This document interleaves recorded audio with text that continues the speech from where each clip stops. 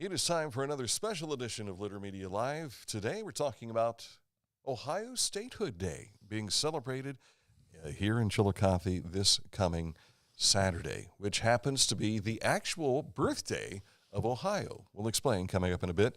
We have with us Andrew Hall. He is the new executive director of the Ross County Historical Society. Details on the way in just a moment. Right after Find this, a career you love with Pickaway Ross Adult CTC. Education. Skilled trades careers are in high demand with no signs of slowing down. Pickaway Ross offers career training programs with expert instructors and hands-on learning tactics to create a variety of opportunities. Visit our website for more information.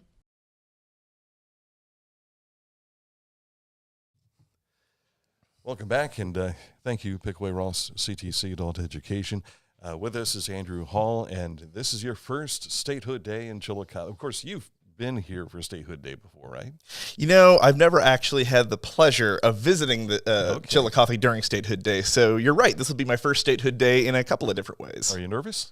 Oh, not any more than I would be for other events. I'm mostly just excited, honestly. Yeah, because everything's open. Pretty much. Yeah, we're talking all the historic sites here in Chillicothe will be open for people to peruse through. I know you have special winter hours or special guest hours for different times, but this is designated as Statehood Day. It starts with the breakfast at the First Presbyterian Church and then makes its way into all of your museums. Absolutely. And, you know, there's a little bit of something different with everyone you go to. If you have some time in the morning, you can hit up places like the David Nickens Center or the Lucy Webb Hayes House. They're going to have hours starting from 10 a.m. If you've got more time in the afternoon, you've got folks like the Genealogical Society or the Ross County Historical Society, where we will be open from 1 to 5. And all of these museums are open free of charge.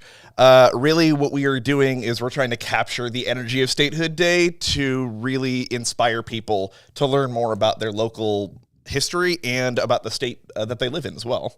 You have a section of the museum, which is one of my favorites. It's where the railroad diorama is and everything. Railroad is very important to this city.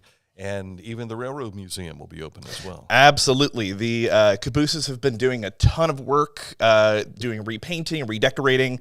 So this year when they reopen for Statehood Day, it should look, like a brand new coat of paint. They should look like $1 million. Yeah, that's fantastic.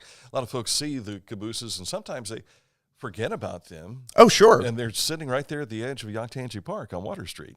Honestly, I think there are a lot of museums and historic sites here in town that people just have a tendency to forget about because, that we're tucked away. We're not on the main drag all the time. And, it's just another one of those things where you live in town your whole life and you just never get around to visiting these places.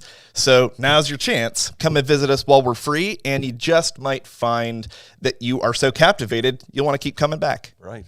I have to ask, as a new member of our citizenry here, you no doubt have had a chance to go and visit a lot of these locations. What has struck you most outside of the Ross County Heritage Center? Well, you know what, Dan? It's just, I am continually blown away by how deep and rich Chillicothe history really is. No matter which historic site you go to, no matter which museum you visit, you're going to find stories of people you never heard of or events that have wide-reaching implications much further beyond our little town here. And it really shows why Chillicothe was Ohio's first capital and continues to be important in the state today. The Constitution table is always something that people like to see, and they look at it and they think, oh, it kind of looks like a standard table. But then you realize everything for Ohio was mapped on that table, as far as our structure and our Constitution. And then suddenly it takes a different level. It really does. It all starts to sink in when you realize just how much work was done in just that one spot. Yeah. And the meticulous detail of the record keeping that you find at the David Nickens Heritage Center, all the church documents and everything, it's amazing how they kept all that stuff structured to be able to, look back on it now, it's like, holy cow, they did a great job of keeping records. Oh, you're definitely right there. And you can see that really at just pretty much any of these historic sites that you visit. There are impeccable record-keeping skills that have been used in order to preserve Chillicothe's stories and history. And especially if you have been here for a long time, and if you haven't done any genealogical work, you really should go and see the records at the Genealogical Society. If you've got a family that's been in Chillicothe more than a generation or two, I guarantee you're going to find some stuff about yourself that you probably didn't know about when you visit them. And they probably, the staff there and the volunteers, may even know more about you and your family than you know about yourself. Yeah, and you may not want to know everything. That happens sometimes. Right.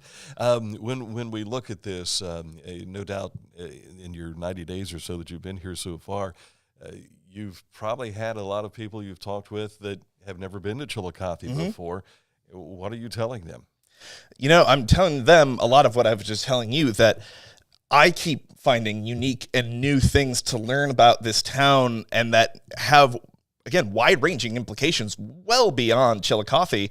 So whenever I talk about this town to people, I try to explain, it sounds kind of humdrum. It doesn't sound special, especially when we have all these other larger cities here in the state.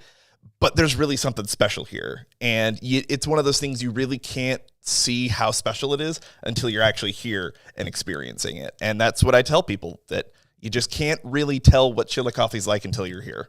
When I was a kid growing up in the 70s, we had Ohio history in the 4th grade and 7th grade. What I think I can remember, Marietta was the first settlement in this side of the Ohio River. Right. But then Chillicothe became the seat of it all.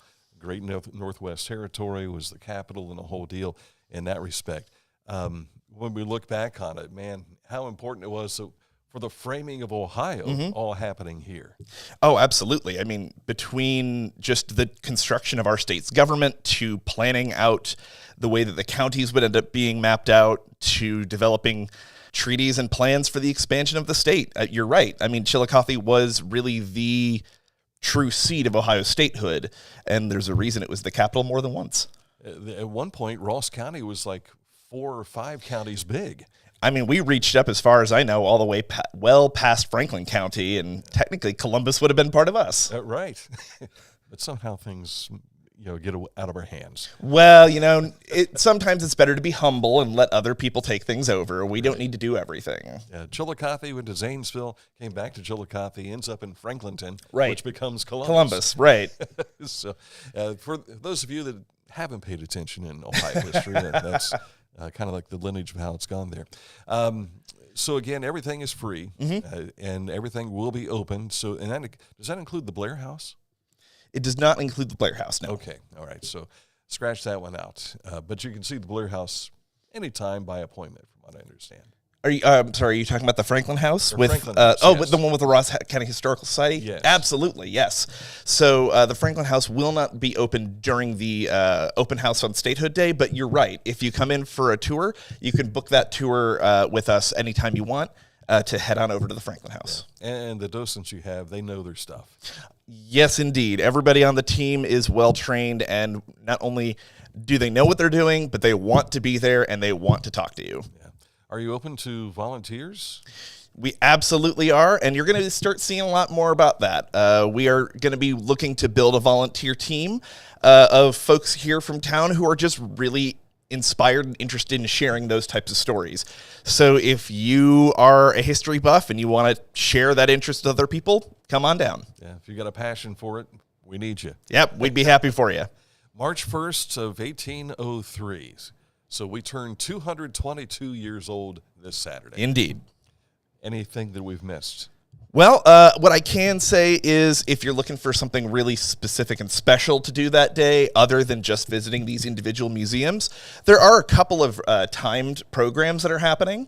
So over at the Lucy Webb Hayes House at 3 o'clock, there'll be a first-person performance. So somebody acting as the acting governor of the Northwest Territory, Charles Willing Byrd. And then over at the Ross County Historical Society at 2 o'clock and 4 o'clock, we will be putting on a Victorian flea circus. Really? Was this part of some of the acts that came through Chillicothe back in the day? Chillicothe, Columbus, and a number of other cities here in Ohio were major either wintering grounds or tour routes for circuses and traveling performers. So Ohio has seen all sorts of odd performances, from circuses to snake oil salesmen all the way to flea circuses. And we'll have one that's been faithfully reproduced to show you what it would have been like to have that kind of entertainment during the 19th century. I'll be. Have your good glasses on so you can see the flea circus. I've never seen a flea circus outside of a Looney Tunes cartoon, I think, at one point in time. Well, this is your chance. It is a truly unique experience. One more reason to be here in Chillicothe. There you like go. I always say, it all happens in Chillicothe. Mm-hmm. Andrew, thank you for your time. Absolutely. Thanks for having me. Statehood Day again coming up Saturday. Make sure you're there. And don't forget, if you want to find out more about these locations, go visit them, first of all, on Statehood Day, and then go back for a return visit because you may not be able to get it all in on Saturday. Again, thank you to the Pickaway Ross Career and Technology Center Adult Education for funding our segment of Litter Media Live.